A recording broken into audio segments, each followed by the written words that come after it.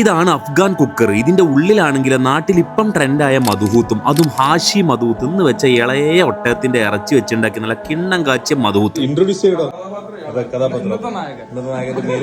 പേര് അഫീഫ് റഹ്മാൻ, കണ്ണനൂർ.